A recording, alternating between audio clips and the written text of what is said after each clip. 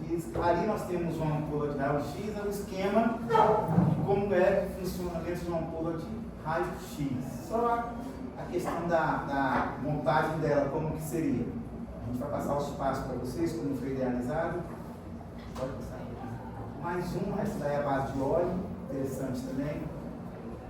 Aí aqui tem algumas coisas que nós colocamos aí. Primeiro, desenvolvimento dos grupos.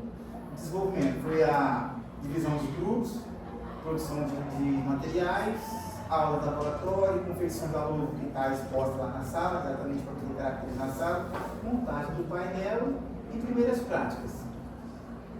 A confecção da logo, desde a cartolina até a tesoura sem ponta, foi feita a confecção com cartolina. Esses caminhos que nós tomamos todos no laboratório. Depois os meninos juntaram e fizeram a logo, né, que está literalmente exposta lá na sala. Nós tentamos colocar uma luz vermelha lá fora para tentar representar, por isso que eu pedi a extensão da senhora, para tentar deixar aquela luz acesa, mas não conseguimos, acho que a nossa luz queimou, mas aquela luz indica que toda vez que aquela luz estiver acesa, você chegar na sala de raio-x e aquela luz estiver acesa, é porque está tendo exame de raio-x lá dentro. Não pode ser alguma luz que você pode entrar. Entendeu? Agora nós vamos para os temas propostos e definidos e cada um vai falar sobre o seu tema. O que ele escolheu para explicar e o colega que ele escolheu para poder pegar esse tema dele. A sala foi dividida em 3 grupos. Um grupo era responsável pela pesquisa, o outro grupo, que é esse grupo que ia apresentar a pesquisa feita por esse primeiro grupo, e o terceiro grupo trabalhou na produção simbólica da nossa ampola do raio-x. Tá bom? Então a gente começa agora a apresentação com os alunos falando os temas dele e as discussões a gente vai acrescentando na medida da dificuldade que ele for tendo em se expressar, eu vou acrescentando para eles. Ok? Definição de radiação, era uma colega nossa que não veio, infelizmente não pôde vir, eu não sei razão, causa, circunstância, mas como ela não veio, eu fiquei com a parte dela. Radiação para todo mundo, que você não vê no ano que vem, você não vê, e quem for estudar na área de saúde vai ver muito sobre radiação.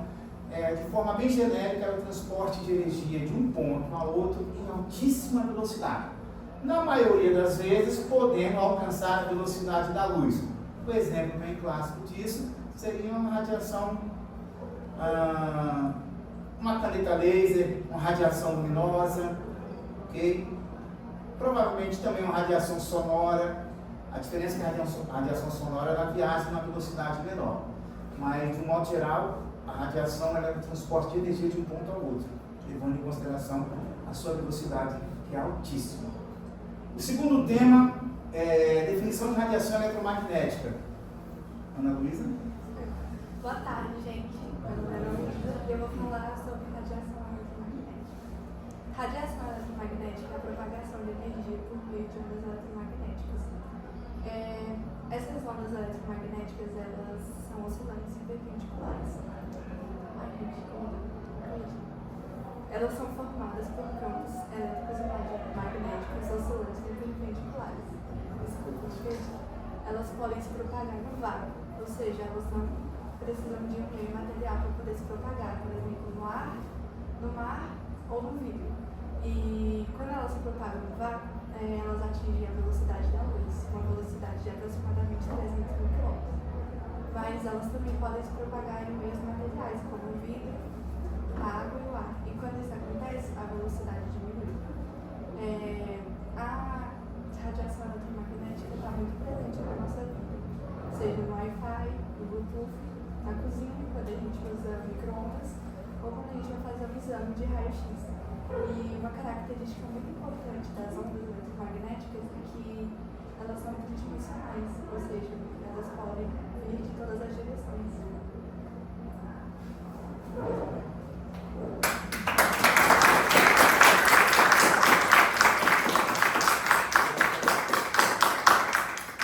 Muito bem. A radiação eletromagnética é isso, essa oscilação que ela falou, e ela até citou, foi um pouquinho mais longe, citou que elas são perpendiculares, né? Literalmente falando, entre elas formam um ângulo de 90 graus. E essa oscilação aqui, entre esses dois campos, o magnético e o campo elétrico, conteúdo que vocês vão ver no ano que vem, produz essa radiação eletromagnética. O raio-x é uma radiação eletromagnética. A gente fica agora já falando um pouquinho, já vai entrar um pouquinho dentro da ampola de raio-x. Nós vamos falar sobre o emissor e o receptor de elétrons, que fica por conta quem é você, Ana? Fica à vontade, querida. Boa tarde, gente. Meu nome é Henrique. Vou apresentar sobre o anôdo e o cátodo. O anôdo e o cátodo, eles são eletródos, ou seja, eles são condutores de eletricidade. Eles participam do processo de eletrólise. O anodo ele é o polo positivo, enquanto o cátodo ele é o polo negativo. O anodo ele é o polo positivo e nele é onde ocorre a oxidação, pois ele tem a perda de elétrons. O cátodo, o polo negativo, pois ele tem a redução e a ganho de elétrons. Os elétrons do anodo eles vão fluir em direção ao cátodo, que vai ser mostrado aqui na frente. Bom, muito bem. Só completando a informação dela, quando a máquina de raio-x está disparada, então os feixes de elétron ela sai do anodo para o cátodo, é isso? Ela sai do anodo para o cátodo, uma velocidade absurda. Aí a nossa máquina ali, a gente vai representar o cátodo como um espelho, né? Porque na verdade ela é uma bobina eletromagnética que ela gira numa velocidade absurda. E quando os feixes colidem com ela, sai pelaquela janela embaixo onde saem os feixes de luz para fazer a complementação do exame de raio-x. Boa colocação, Ana. Parabéns.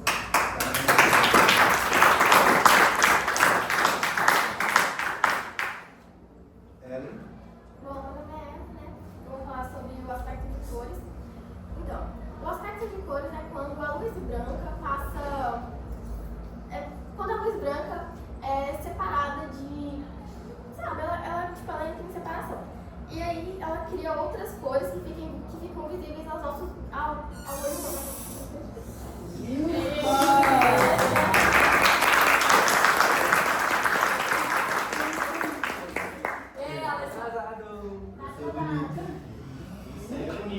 Cadeira tá ali.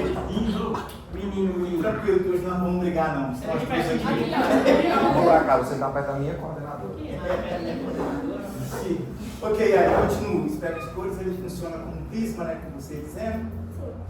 O aspecto de cores é a separação da luz branca em diferentes cores.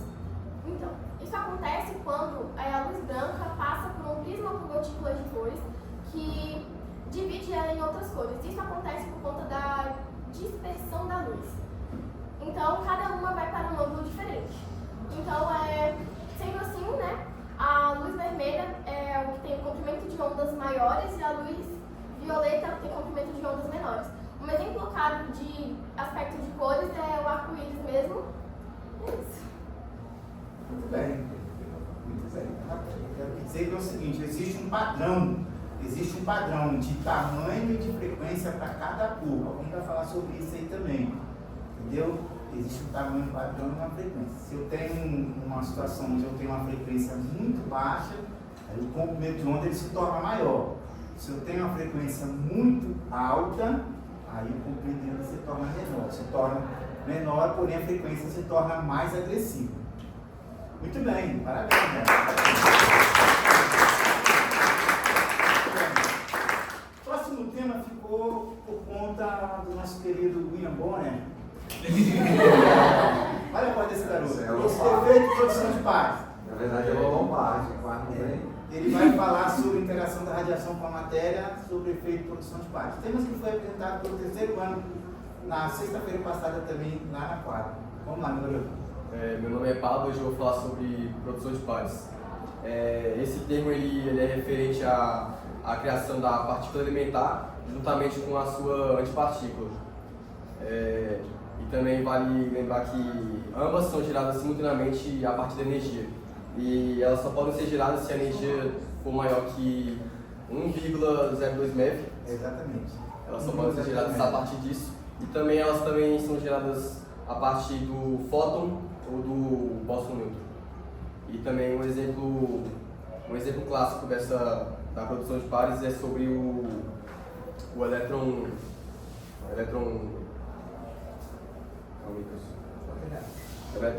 positron. Pósitron, né? Positron. que é quando um fóton com energia suficiente ele interage com o núcleo de outro campo, onde ele pode se converter em um elétron ou em um pósitron, que nesse caso é a antipartícula e a partícula. Exatamente. Tá bom? Boa colocação também. Completando o que ele falou, o que ele falou a respeito da produção de partes, é quando supostamente, segundo a teoria de Einstein, você consegue transformar energia em matéria. Agora eu citou, você tem um fóton de luz, ele vai interagir com um elétron fortemente ligado ao núcleo, vai ejetar esse elétron da eletrosfera. Só que ele tem 1,02 metros de energia, não é isso? Então, aí parte desse metade vai para o elétron e a outra metade vai para outra partícula, onde supostamente ocorre a transformação de energia em matéria. Surge outra partícula, o fóton deixa de existir e surge o pósitron, né? É por isso que tem que ser acima de 1,02. Por isso tem que ser acima de 1,02 MeV. Muito bem, cara. Boa colocação. Muito bem, parabéns.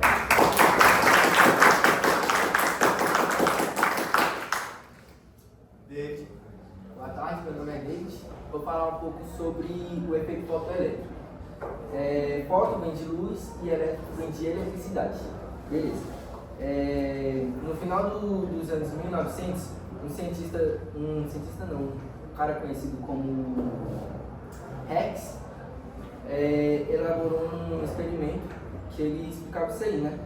Que era o seguinte: consiste em você pegar uma luz ou qualquer tipo de onda eletromagnética. Não, você vai pegar um material, geralmente é metal. Aí você vai pegar a luz ou qualquer tipo de onda eletromagnética, vai jogar nele, né? E com isso vai arrancar elétrons. Aí, porém, ainda há alguns problemas que a física da época não conseguia explicar. Por exemplo, tipo assim, eles pensavam assim, né? Se tem uma luz e com essa luz você consegue retirar elétrons dessa placa, se você aumentar a potência dessa luz, você vai conseguir arrancar mais elétrons, só que isso não acontecia. E isso os cientistas da época não conseguiam explicar. Aí que chega Albert Einstein. Ele conseguiu explicar esse fenômeno, inclusive ele ganhou o Prêmio Nobel de Física por causa disso. E ele falou o seguinte: ele falou que em vez de pensarmos na luz como ondas eletromagnéticas, vamos pensar na luz como pequenas partículas de energia, que são os fótons. Aí, porém, esse fóton tem uma qualidade, uma característica bem específica, que é o seguinte: ele não pode ser dividido. Você não pode receber um fóton e meio. Você tem que receber um fóton, ou dois, ou três, ou... enfim, ele inteiro, né? Aí, para explicar por que aumentando a intensidade da luz, não vai aumentar a quantidade de elétrons que vai arrancar dessa negocinho, ele fez a seguinte equação, né? Que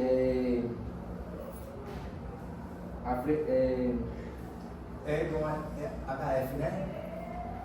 A equação é essa, a energia do fóton. A energia do fóton igual a constante de Planck vezes a frequência da luz.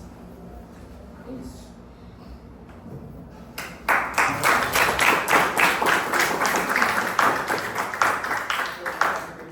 Você consegue, para você retirar, provocar uma excitação maior nos elétrons de metal, você tem que aumentar a frequência da luz que está sendo emitida sobre ele. Se você tiver uma lâmina bimetálica, quando você começar a aumentar a intensidade, aumentar essa frequência, aumentar, você vai produzir uma excitação maior nos elétrons e eles vão soltar e acaba que essa lâmina começa a abrir. Só lembrando bem, quanto maior for a frequência de uma cor ou de um pacote de energia, sei lá o que for, menor vai ser o componente único. Então, assim, por isso que a galera fala, tem uns lasers aí que alcançam, esse laser aqui alcança uma distância absurda. Por quê? Porque ele tem uma frequência muito grande. Então, em função disso, por ele ter essa frequência maior, ele vai ser mais agressivo. Você vê que os caras no estádio por aí, eles levam laser, né, para ficar jogando o rosto do goleiro, né? Por quê? Mas aquilo ali ele queima a visão. Prova disso a gente vai tentar mostrar aí no final, quando a gente terminar, a gente vai tentar fazer uma simulação de um exame de raio-x utilizando o laser verde. Por que nós escolhemos verde? Porque ele tem um comprimento de onda menor, a frequência vai ser maior e a gente vai conseguir provocar uma combustão do papel, no suposto filme radiográfico. Muito bem, dosímetro, parte de segurança na área da radioproteção.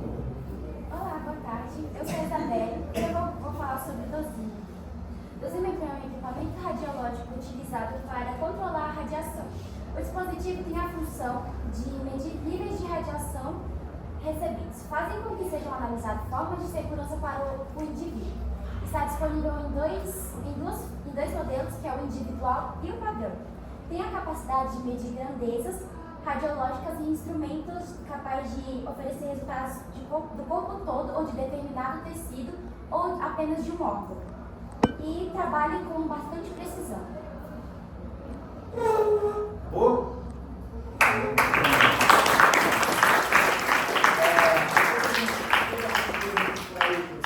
Você vai no hospital, dificilmente, quando você vai na sala de raio-x, dificilmente você vê um técnico utilizando um dosímetro. Dificilmente. O que o dosímetro faz? O dosímetro é a segurança. Fala da segurança do técnico, né? É a segurança, ele mede a intensidade de energia carregada no ambiente. Então ele avisa. Aí depois, quando ele avisa, aí tem que pegar, levar e descarregar. Então a pessoa não usa, porque as máquinas de raio-x elas têm dois componentes que a gente chama, duas unidades medidas, que é a quilovoltagem e a miliamperagem. Aí o que eles fazem? Não, a gente diminui a quilovoltagem e aumenta a miliamperagem, não precisa de dosímetro. Mas aí você reduz a vida útil do tubo. Daqui a pouco a imagem está saindo distorcida, está vazando radiação, você não sabe por quê. Por isso a importância de, como ela falou, do profissional utilizar o dosímetro. Obrigado, Anne. Agora a gente precisa falar sobre... Isa, desculpa.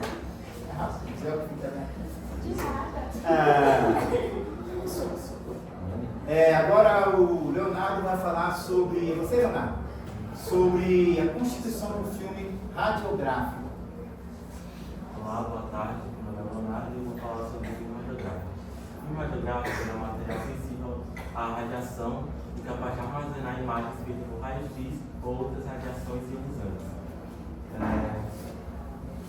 Semelhante a um envelope, sua dimensão pode variar.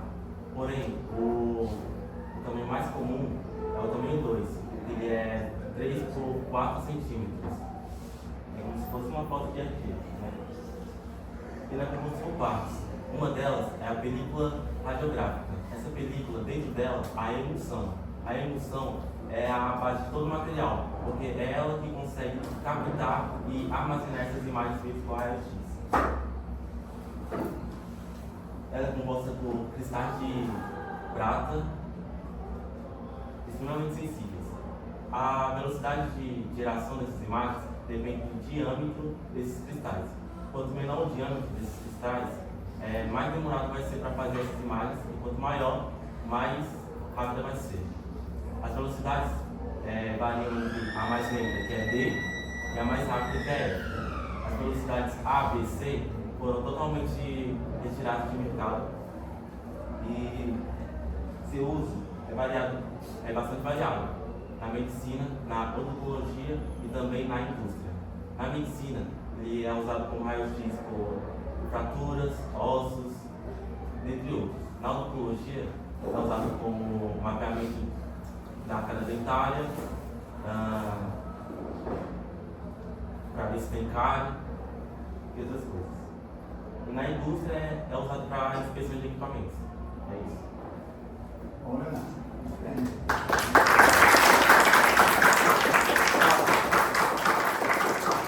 esse aqui foi o filme radiográfico que eles bolaram que a gente teve, tá bom? É bem simbólico mesmo, mas a gente vai tentar reproduzir com isso aqui, tá? Agora o Marcos, né? Marcos, né? O Marcos vai falar sobre noções de medicina nuclear, noções de menu. A gente chama de menu, mas a linguagem é medicina nuclear. Vai, Marcos. Boa tarde, meu nome é Marcos. Eu vou falar sobre a medicina nuclear. Basicamente, vou falar o que é, como funciona e em relação a algumas doenças que são basicamente o diagnóstico e a terapia que ela realiza. A medicina nuclear, ela é uma especialidade médica que tem grandes divisões entre diagnóstico e terapia. Diagnóstico refere-se majoritariamente ao exame de imagens, embora também possa ser utilizado em laboratórios. E a terapia é utilizada para doenças benignas, que eu vou falar um pouco mais à frente depois, que é para não deixar tão vago assim, como o hipertireoidismo e alguns tipos de câncer. Em relação ao diagnóstico, ele utiliza uma pequena quantidade de radiação, que é um radiotraçador ali, que é prescrito ao paciente de acordo com o exame que ele vai realizar. As principais modalidades diagnósticas são as cintilografias, que pode conter imagens tomográficas, que são chamadas de SPECT, e a PET-CT. Como funciona? Basicamente, a medicina nuclear diagnóstica, ela tem como principal objetivo analisar a fisiologia de órgãos diversos. Fisiologia, nesse contexto, remete à função. Por isso, ela usa uma pequena quantidade de radiação, que normalmente é ligada a um tipo de medicamento, que forma um radiotraçador. Esse radiotraçador ele é responsável pela aquisição das imagens, que são chamadas de...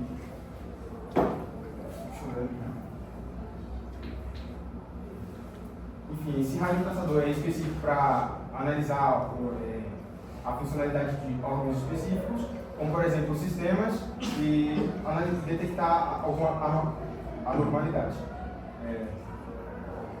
As diferenças entre os métodos de imagens variam dependendo do tipo de radiotraçador que você vai utilizar. Basicamente, por exemplo,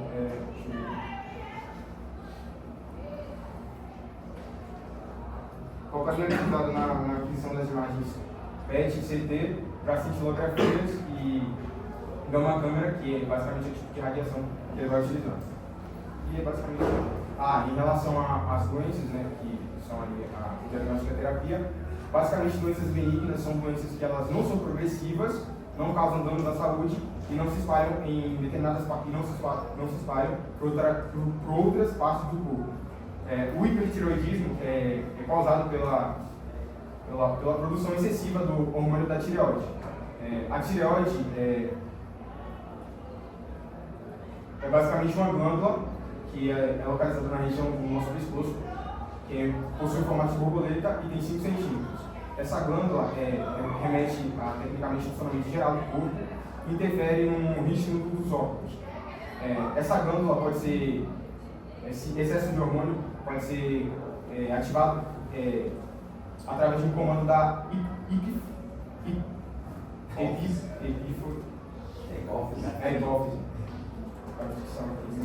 hipófise, que é basicamente uma estrutura que é localizada na região do nosso cérebro. E esse excesso de hormônio produzido pela tireoide é chamado de triiodotironina, T3, e a tiroxina, T4. Isso é basicamente isso.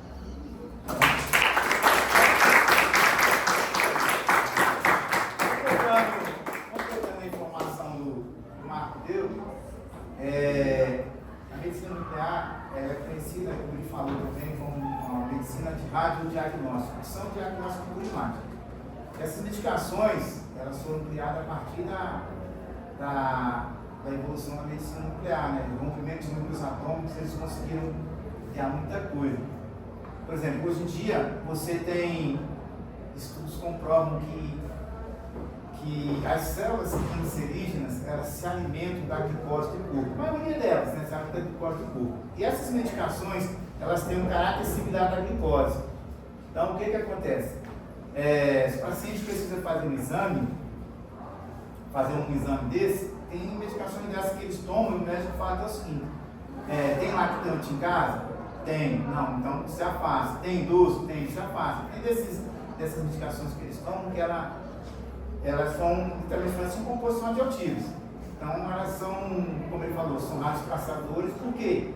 porque eles, como são injetados no corpo das pessoas, elas traçam um caminho exato até o local onde tem que ser examinado. Até onde vai ser examinado, elas traçam lá. Aí o que acontece? Como elas têm um caráter similar à glicose, e as células cancerígenas, a maioria delas alimenta a glicose do corpo, aí quando ela vê aquela medicação chegando, ela vem mais glicose para nós. Aí onde ela quebra a cara.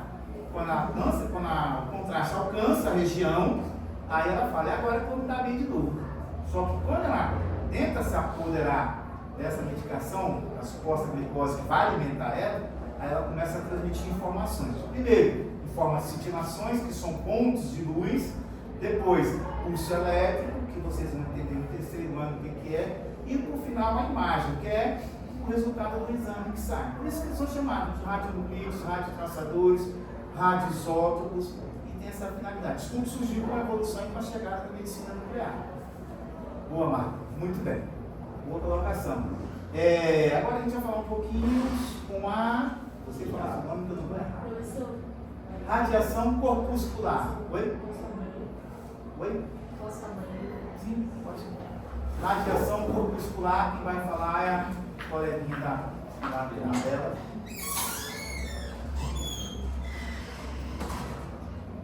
Boa tarde, sou a Chiara e vou falar sobre a radiação corpuscular. Então, a radiação corpuscular é uma radiação de um feixe de partículas elementares ou de núcleos atômicos, tais como elétrons, prótons, mesons, partículas betas e partículas alfa. A partícula alfa, ela tem maior ionização, só que menos penetração. A partícula beta, ela tem maior penetração, só que menos ionização. E os nêutrons são elétrons com alto poder de penetração, reatores nucleares e raios cósmicos fortes. Muito bem.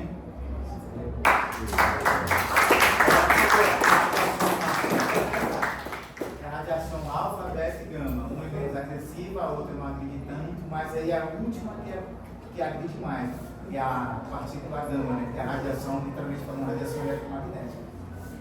Tá bom? Agora a gente vai tentar simular, professor, um exame, um suposto exame de raio-x ali, como ele acontece.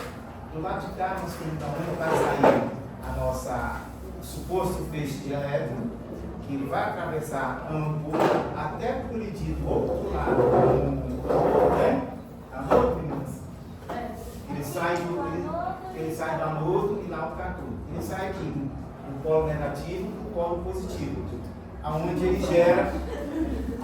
gera uma que nós chamamos de DDP, diferença de potencial. Vocês vão entender também no terceiro ano o que é. Então, quando ele sai daqui, quando o técnico aciona a máquina lá, aí os elétrons saem daqui, nós temos aqui um transformadorzinho representando o anodo, e ali nós temos um espelho que vai representar o cátodo. Lá embaixo, não sei se vocês conseguem ver, tem um furo. É justamente uma janela mínima por onde sai os feixes de luz produzindo a imagem lá. Porque o que acontece? A mão do paciente vai estar lá, o filme embaixo, a luz atravessa e produz a queima, gerando assim a imagem radiográfica. Então, nós vamos tentar fazer isso. No laboratório, nós conseguimos produzir essa combustão, ainda que seja mínima, simulando literalmente falando um raio-x. Outro detalhe importante informar também para vocês, não se preocupe com questão de raio-x, não. Se você tiver toda a segurança, não tem problema. Se tem toda a segurança possível, você que precisa trabalhar na área da saúde, não existe esse mito, eu vou trabalhar com raio-x, vou pegar doença. Não existe isso, porque tem medo de você se proteger. Você tem que ter cuidado, né? Porque o raio-x é o seguinte, dos 100% de energia produzida aqui, 1% você produz a imagem. 99% é energia em forma de calor. Entendeu? Então 1% só você vai produzir a imagem. Tá? Fernanda, é contigo. Professor, se você quiser, vamos tentar aqui. Alguém tem um celularzinho aqui para tentar gravar aqui? Deixa a Fernanda mais por Vamos lá, a paciência que a Fernanda tem, não vai quebrar esse. Fui eu que fiz o trem queimar? Olha aí. Alessandro, não sei se vocês vão conseguir enxergar até aí. Mas vamos lá, Fernanda. Faz um pouquinho, Rafael. Calma aí, pessoal. Levanta aqui, Rafael. Só pra encaixar o laser. Se esse negócio me machucar, vai legal. Quem te machucar o quê, professor? Pronto. Filme. Bora ver se dá certo. Sai. Ok. Olha lá, queimando. Já foi. Olha lá. Tá vendo? Já foi. É por isso que Já foi, olha lá. cana verde. Tá vendo? Já foi. A Marvel, gente, os filmes da Marvel tudo é física, cara. Olha Vê lá. lá o Visão lá, o Visão lá. É o Visão aí na frente, tá na pista do dono. Tá gravando. Assim, a gente representa